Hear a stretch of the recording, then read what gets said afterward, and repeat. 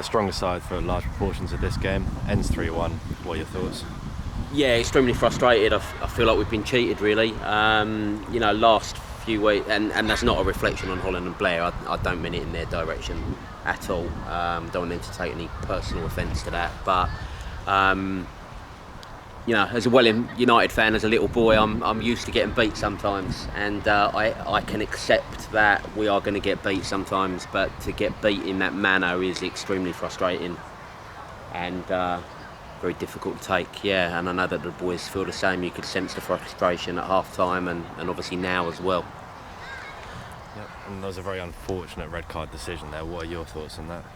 Well, yeah, I mean, it comes from there, really. I think we're the better side in the first half. I think 10 minutes, first 10 minutes of the game, we've probably been our own worst enemy again. Got off to a slow start, giving them an opportunity to get a lot of corners. I think other than that first 10 minutes, I think we're the better side in that first half. Went 1-0 up. Should have been 2-0 up.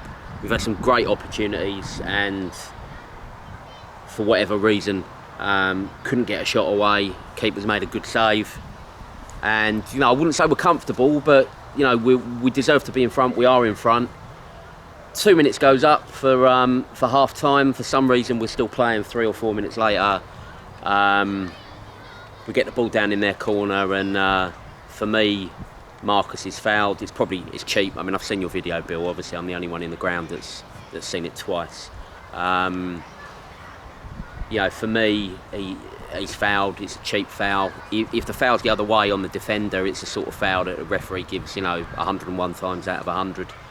And then as he's lying on his back, he blocks the ball. You can tell by the motion of the ball, you can tell by the sound that he's got something on the ball.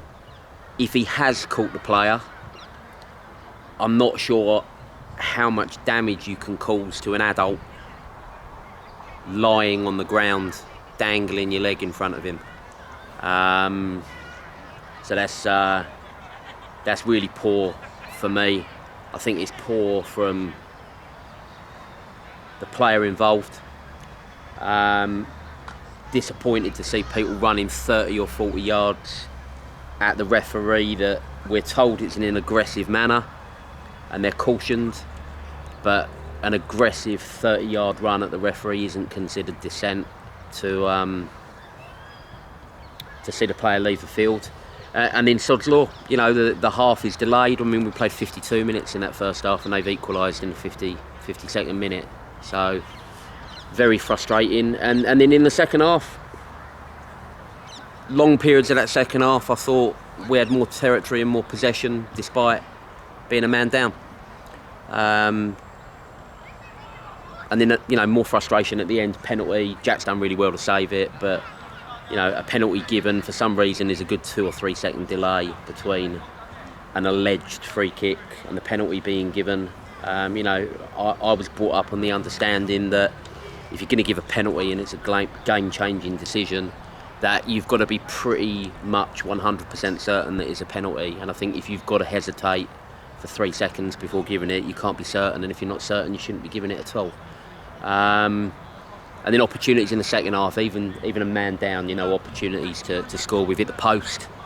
So, yeah, one of those days, mate. I think, if we're sitting mid-table, today's very difficult to take because of the manner of the defeat. When we are sitting where we are, people from afar will look at it and think, oh, they've got spanked again. It's not like that. It's not like that at all. And we will make sure that the boys feel the frustration but understand the positives, that we are moving in the right direction and were it for a better display by the officials today, I think we'd have got something from the game.